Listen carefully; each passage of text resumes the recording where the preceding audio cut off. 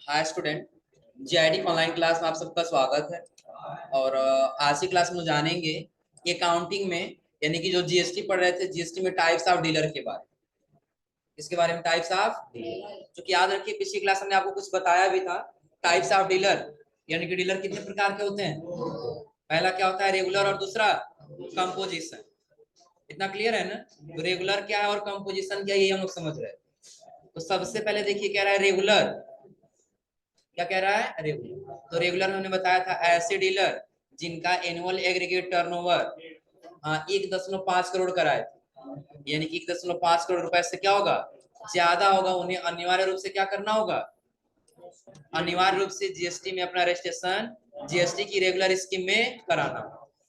किस स्कीम में कराना होगा, रेगुलर स्कीम में। और आगे कह रहा है ऐसे डीलर्स को अपना टैक्स मंथली या तो क्वार्टरली जमा करना। और जो भी रेगुलर डीलर होते हैं वो अपना टैक्स या तो मंथली जमा करेंगे या तो क्या करेंगे, क्वार्टरली जमा करेंगे। इतना क्लियर है ना। और हाँ, हमने ये भी बताया था कि जो रेगुलर डीलर होते हैं इनको आईटीसी प्राप्त होता है, लेकिन जो कंपोजिशन डीलर होते हैं इनको आईटीसी प्राप्त नहीं। और जो कंपोजिशन डीलर, ये रेगुलर डीलर वाले हैं, इनको जीएसटी पेमेंट कैसे करना होता है, हम लोग पढ़े थे क्या, टैक्स लायबिलिटीज में से माइनस कर देंगे आईटीसी को, जो बचेगा वही क्या करना होगा, जीएसटी पे करना होगा। इतना क्लियर है ना। अब उसकी बात हम लोग को जानना है क्या, कंपोजिशन डीलर। और कंपोजिशन डीलर में क्या कह रहा है, ऐसे डीलर जिनका एनुअल एग्रीगेट टर्नओवर 1.5 करोड़ से क्या होगा, कम हो। जो कि अभी यहाँ पे 1 करोड़ दे रहा है, जो पिछले क्लास में चेंज कराए थे, याद है ना। यानी कि 1.5 करोड़ से क्या होगा, कम होगा, वो अपना रजिस्ट्रेशन जीएसटी कंपोजिशन स्कीम में करा सकते। लेकिन हाँ, एक चीज याद रखिए, जिनका टर्नओवर अगर जो 1.5 करोड़ से कम है, वो कोई बाध्य नहीं है। अगर जो वो चाहता है डीलर खुद से नहीं हम रेगुलर स्कीम में जाएंगे, तो आसानी से वो रेगुलर स्कीम में अपना रजिस्ट्रेशन करा सकता है। आया समझे ना। मतलब यहाँ पे समझिएगा, अगर जो टर्नओवर 1.5 करोड़ से अधिक है, तो इस डीलर को न चाहते हुए भी किसमें रहना पड़ेगा, रेगुलर में। लेकिन अगर जो 1.5 करोड़ से कम है, तो इस डीलर के ऊपर डिपेंड करता है। अगर जो वो चाहे तो रेगुलर में जा सकता है, और यदि चाहे तो कंपोजिशन में रह सकता है। इतना क्लियर है ना। जो यहाँ पे कह रहा है क्या, जिनका टर्नओवर 1.5 करोड़ रुपए से कम हो, वो अपना रजिस्ट्रेशन जीएसटी कंपोजिशन स्कीम में भी करा सकते हैं। और आकर वास्तव में कंपोजिशन स्कीम को जीएसटी प्रोसेस को आसान बनाने के लिए किया गया था। जो पिछली क्लास में हम बताए थे कि जीएसटी ज्यादा कॉम्प्लिकेटेड ना हो, जीएसटी रिटर्न करने में आसानी रहे, इसलिए दो कैटेगरी में बांटा गया। पहला क्या, रेगुलर, दूसरा कंपोजिशन। जो आगे कह रहे हैं यहाँ पे, इस स्कीम के अंतर्गत निम्नलिखित नियम बनाएगा। यानी कि जो रेगुलर डीलर हैं उनके लिए तो अलग रूल है कि वो क्या करेंगे, टैक्स लायबिलिटीज में से माइनस करेंगे आईटीसी को, तो अपना जीएसटी पेमेंट करेंगे। लेकिन जो कंपोजिशन डीलर है उनके लिए एक अलग रूल बनाया गया। अलग रूल क्या है, तो पहला कह रहा है ऐसे डीलर को अपने टर्नओवर का एक निर्धारित परसेंटेज, यानी कि करंट रेट कितना है, 1% ही टैक्स के रूप में गवर्नमेंट को जमा करना पड़ता है। अब सपोज करिए ऐसे कंपोजिशन डीलर हैं, अब वो एक साल में या एक मंथ में या 3 मंथ में जितना कमाएंगे, उस इनकम का 1% किसको जमा करेंगे, गवर्नमेंट। इतना क्लियर है ना। सपोज करिए अगर जो वो 10,000 एक मंथ में टर्नओवर कर रहा है, 10,000 का लेन देन कर रहा है, तो उसका 1% किसको देगा, गवर्नमेंट। इतना क्लियर है ना। अगला रूल क्या कह रहा है, तो कह रहा है ऐसे डीलर्स को न तो डिटेल रिकॉर्ड मेंटेन करने की जरूरत पड़ती है, और न ही टैक्स इनवॉइस इशू करने के लिए करने के लिए आवश्यक रूल प्रोड्यूस फॉलो करना पड़ता है। कि जो भी क्या होंगे, आ जाएंगे कंपोजिशन डीलर में, इनको कोई भी रिकॉर्ड मेंटेन करने की आवश्यकता नहीं। हाँ, रिकॉर्ड मेंटेन करने की आवश्यकता किनको पड़ेगा, रेगुलर, कि कितना में परचेज किए हैं और कितना में सेल किए हैं। लेकिन जो कंपोजिशन में आएंगे इनको ये डिटेल क्या करना है, मेंटेन करने की आवश्यकता नहीं। और आगे क्या रहा है इसी में, और न स्टॉक मेंटेन करने की जरूरत पड़ती है, और न सेल्स और परचेज का इनवाइस वाइज रिटर्न फाइल करना पड़ता है। याद रखिएगा, जो रेगुलर डीलर है वो परचेज वाइज और सेल्स वाइज रिटर्न करते हैं। परचेज अगर जो आप 10 बार किए हैं, तो 10 बार में ये दिखाना होगा पहली बार में कितने का खरीदे थे 10,000 का, दूसरी बार में 1 लाख का खरीदे थे। ये परचेज वाइज रिटर्न दिखाना होगा, आ रहा समझ में ना। लेकिन जो कंपोजिशन में होंगे इनको ये बार बार रिटर्न फाइल करने की आवश्यकता नहीं। और आगे कह रहा है ऐसे डीलर्स को केवल क्वार्टरली रिटर्न फाइल करना होता है।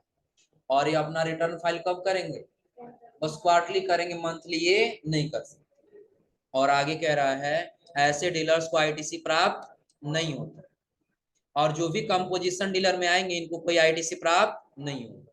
जैसे एग्जांपल समझ लीजिए कि इसके पहले क्या था, रेगुलर डीलर वाला। अगर जो 100 रुपए का सामान खरीदा है तो टैक्स कितना दे दिया, 5 रुपए। तो यह 5 रुपए उसके लिए क्या है, आईटीसी है। और 120 रुपए में बेच दिया तो 6 रुपया क्या ले लिया, टैक्स ले लिया। तो यह उसके लिए क्या है, टैक्स लायबिलिटी है। तो जीएसटी पेबल कब निकलेगा, तो टैक्स लायबिलिटीज में से माइनस कर देगा आईटीसी को, बराबर कितना बचेगा, तो यह उसका जीएसटी पेबल अमाउंट हो जाएगा। तो बाकी 5 रुपए उसको मिल गया कि नहीं मिल गया आईटीसी, जो 5 रुपए पहले दे दिया था वो 5 रुपए उसको वापस मिल गया है ना। लेकिन जो कंपोजिशन डीलर वाले हैं उनको आईटीसी प्राप्त नहीं होता। प्राप्त क्यों नहीं होता है, क्योंकि अब इनको अलग से टैक्स नहीं देना है। अगर ये 10,000 कमा रहे हैं तो 10,000 का 1% अपने गवर्नमेंट को पेमेंट करें। कितना परसेंट, 1%। तो ये जो पहले टैक्स अपने सप्लायर को दे दिए हैं तो कस्टमर से दोबारा इनको कोई टैक्स नहीं मिलेगा। और आगे कह रहा है ऐसे डीलर्स टैक्स कलेक्ट नहीं कर सकते। और जो भी कंपोजिशन डीलर में आएंगे ना ये किसी दूसरे कस्टमर से टैक्स कलेक्ट भी नहीं कर सकते, इनको कोई अधिकार नहीं। हाँ, जिसके लिए थोड़ा सा नीचे देखेंगे ना तो दोनों में कंपैरिजन किया है, comparison between composition dealer and regular dealer. दोनों में क्या कंपैरिजन करा रहा है, तो सबसे पहले परचेज यहाँ भी होगा, परचेज अभी थोड़ा सा एक्सेल पे समझा दे रहे, समझ लीजिए।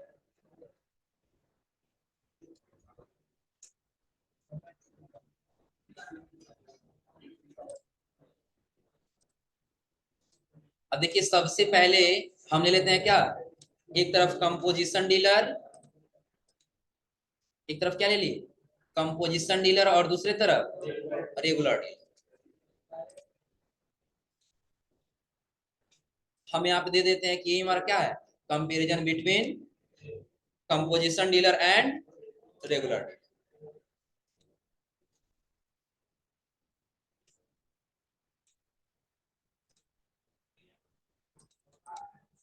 हो जाएगा ना। अब ये हमारा क्या है, कंपोजिशन डीलर है, और इधर हमारा क्या है, रेगुलर डीलर। अब देखिए दोनों में थोड़ा सा यहाँ डिफरेंस समझिएगा। कंपोजिशन डीलर भी क्या कर रहा है, परचेज कर रहा है। क्या कर रहा है, परचेज कर, यानी कि खरीद रहा है कितने का, 25,000। हम यहाँ परचेज टाइप कर दिए कितने का, 25,000। हाँ, इसमें थोड़ा सा मिस्टेक है, टाइप कर लीजिएगा। जो 2500 है ना इसके आगे एक और जीरो बढ़ा लीजिएगा, कितना हो जाएगा, 25,000। नोट्स में जीरो टाइप नहीं हो पाया है, 25 हो गया, कितना रहेगा ये भी 25। यानी कि कंपोजिशन डीलर वाला भी परचेज किया कितने रुपए का, 25,000 का, और रेगुलर डीलर भी परचेज किया कितने रुपए का, 25,000। बिल्कुल सिंपल ये समझ लीजिए कि दो भाई हैं, पहला कौन है कंपोजिशन और दूसरा कौन है रेगुलर। तो कंपोजिशन वाला भी खरीदा कितने का, 25,000 का, और रेगुलर वाला भी खरीदा कितने का, 25,000। इतना क्लियर है ना। जिसमें से देखिए दे रहा है जीएसटी 5% लगा है, कितना परसेंट, 5%।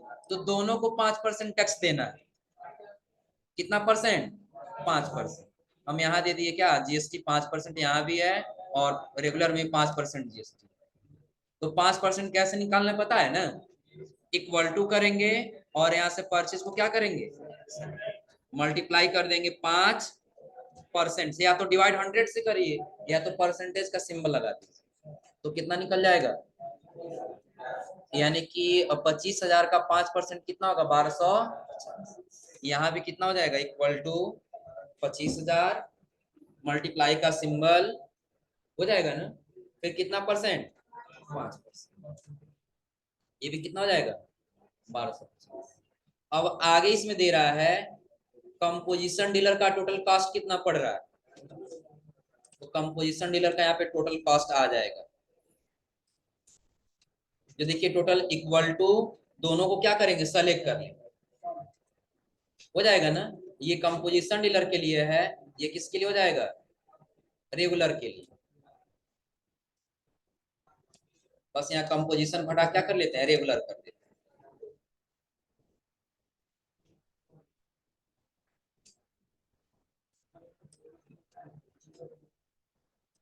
यानी कि ये किसके लिए था, कंपोजिशन, तो दूसरा किसके लिए है, रेगुलर डीलर।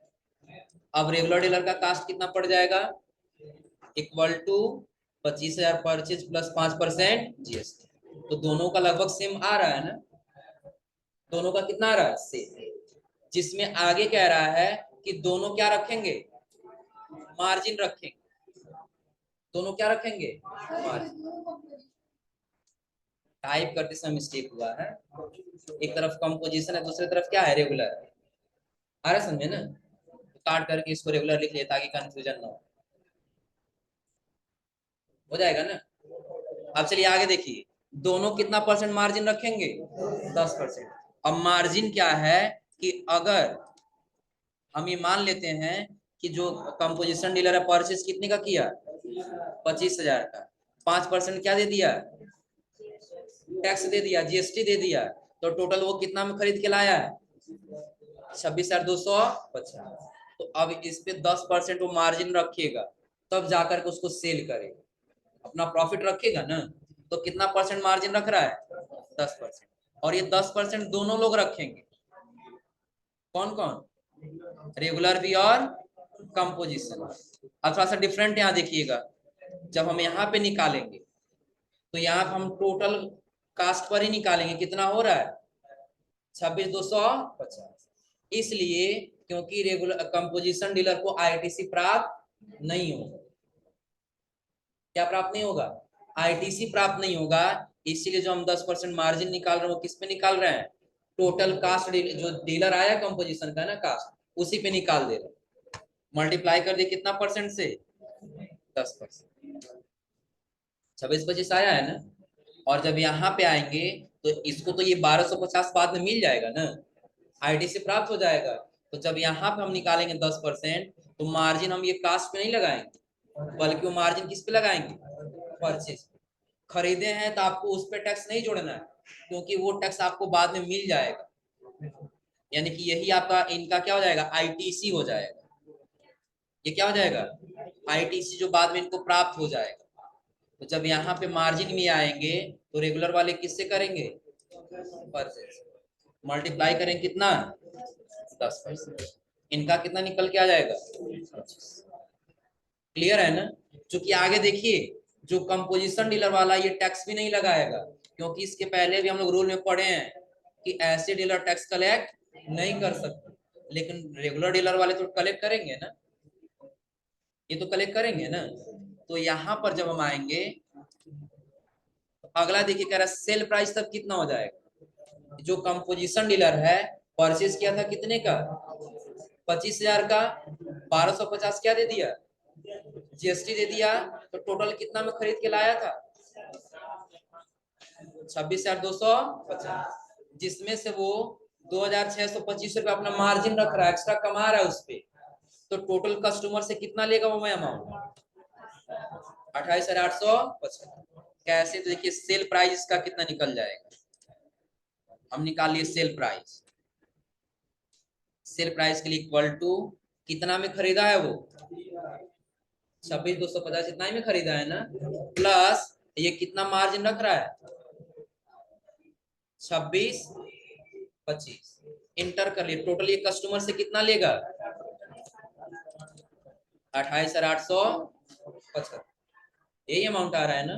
अब ये वाला जो कस्टमर है ना, ये जो कंपोजिशन डीलर है, यह एक भी रुपया टैक्स किसी डीलर से नहीं कलेक्ट करेगा। क्या किसी डीलर से कोई टैक्स कलेक्ट करेगा, इसका टैक्स अमाउंट कितना हो जाएगा, 0। यानी कि 1 रुपया ये टैक्स कलेक्ट नहीं कर। और जब यहाँ पे आएंगे तो इसका टोटल सेल और परचेज मार्जिन कितना आ जाएगा,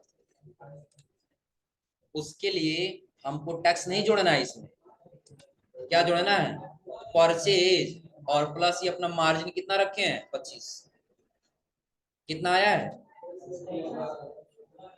27,500, यही आ रहा है ना। अब याद रखिएगा 27,500 में नहीं बेचेंगे, अब ये टैक्स भी कलेक्ट करेंगे 5%, क्योंकि ये 5% टैक्स दिया आपने गवर्नमेंट को ना, पहले जहां से खरीदा वहां 1250 टैक्स दे दिया है ना, तो ये टैक्स लेगा भी कस्टमर से। तो यहाँ पर हो जाएगा क्या, जीएसटी 5%, जीएसटी कितना परसेंट हो जाएगा 5%। तो यहाँ निकालेंगे इक्वल टू 27,500 मल्टीप्लाई कितना 5%, तो कितना निकला है 1300।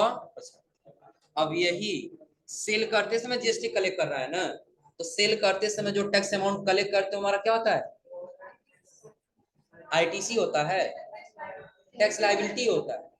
परचेज करते समय जो हम टैक्स दिए थे वो हमारा क्या था, आईटीसी था। तो सेल करते समय जो हम टैक्स दे रहे हैं वो हमारा क्या है, टैक्स लायबिलिटीज है। इतना क्लियर है ना, कोई दिक्कत इसमें। अब यहां पर देखिए टोटल सेल प्राइस निकाल लिए, क्या ले लिए, सेल प्राइस कितना निकलेगा, इक्वल टू करिए टोटल अमाउंट प्लस जीएसटी, कितना बचेगा। हाँ ये कस्टमर प्राइस है, कस्टमर प्राइस कितना हो जा रहा है 28,875। और यहाँ ये क्या करेगा, यहाँ भी वही सेल्स प्राइस हो जाएगा कस्टमर का, कितना इक्वल टू, अब ये कितना में बेच रहा था 27,500 प्लस ये 1,375 क्या ले लिया जीएसटी, तो टोटल अमाउंट टोटल कितना हो जाएगा, क्या दोनों का भी सेम आ रहा है ना, कंपोजिशन का और रेगुलर का दोनों का। अगर जो अभी तक समझ में नहीं आया तो एक बार और रिपीट कर दे रहे हैं, समझ लीजिए। सबसे पहले हमने ये बताया, पहले समझ लो यहाँ तक एक बार और, कि दोनों चले गए परचेस कर लिए कितने का 25-25 हजार, दोनों कितना परसेंट जीएसटी दे दिए 5%, तो दोनों लोग कितना में खरीदे हैं 26,250। तो जो कंपोजिशन डीलर है इसको टैक्स कलेक्ट नहीं करना है, तो ये अपना मार्जिन रखेगा किसके ऊपर, तो जितना में खरीद के लाया है उसके ऊपर। और जो रेगुलर डीलर है इसको टैक्स कलेक्ट करना है, तो ये टैक्स को छोड़ देगा, यानी कि आईटीसी प्राप्त करना है इसको छोड़ देगा, किस पे, जो परचेज किया उस पे वो अपना कैलकुलेट करेगा। तो कितना निकला है 25, इतना क्लियर है ना। तो सेल प्राइस ये परचेज और मार्जिन टोटल निकल के कितना आ गया 27,500, और इसका ये दोनों मिलके कितना हो गया 28,875।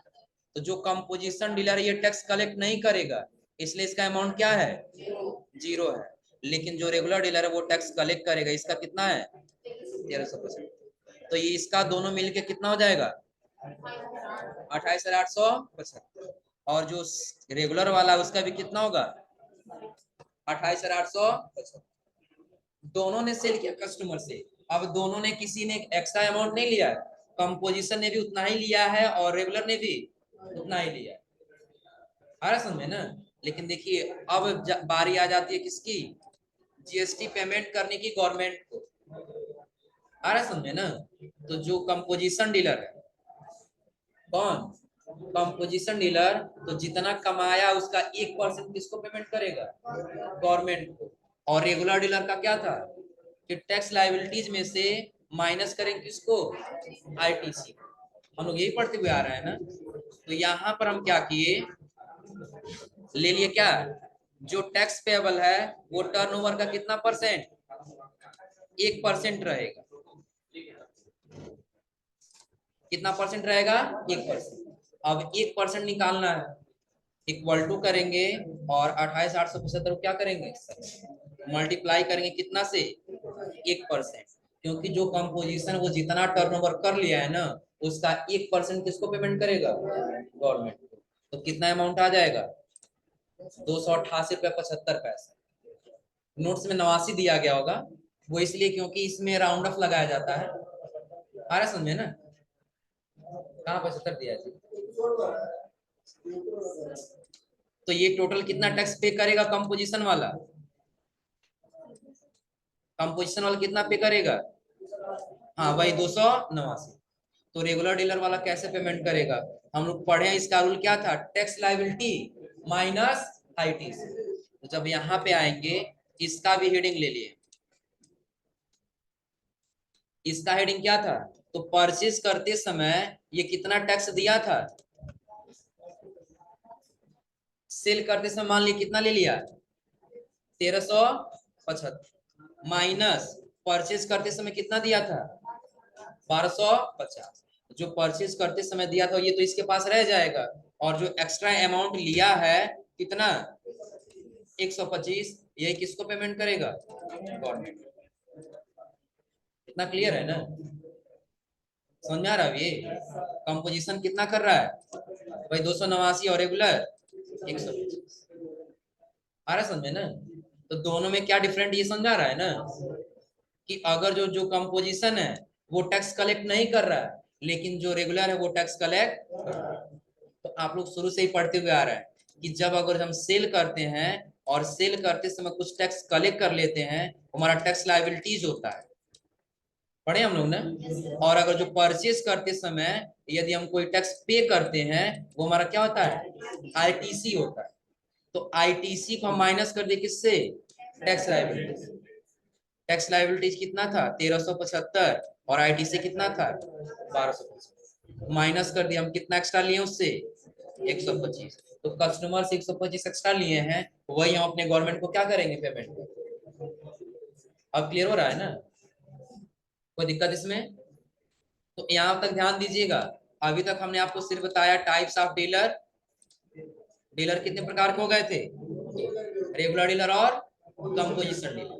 क्लियर है ना? अब अगली क्लास हम लोग को पढ़ना है इनवाइसिंग, और इनवाइसिंग के बाद से पढ़ना है क्या? एचएसएन कोड, और एचएसएन कोड के बाद से आ जाना है किसमें? यही आईटीसी, और आईटीसी के बाद से रिटर्न। हाँ ध्यान रखिएगा, एचएसएन कोड बस हम समझा देंगे, लेकिन पढ़ के आप लोगों को खुद से आना होगा। एचएसएन कोड है हार्मोनाइज्ड, वो एक कोड होता है जो गुड्स के ऊपर लगाया जाता है। 14 अंक का नहीं होता है, 2 अंक, 8 अंक, 4 अंक ही होता है। नंबर होता है, जैसे कोई भी हम सामान खरीदते हैं तो उस पर नंबर लिखा होता है ना, वही एचएसएन कोड होता है, बताएंगे। इसका देखो ये दिया, हार्मोनाइज्ड सिस्टम ऑफ, यहाँ पे दिया नहीं, वो जहाँ बनता है वहीं से आता है। तो फिलहाल अभी आज आप लोग यहाँ तक पढ़ के आइए लोग, बाकी इसके आगे बताएंगे आप लोग को अगली क्लास।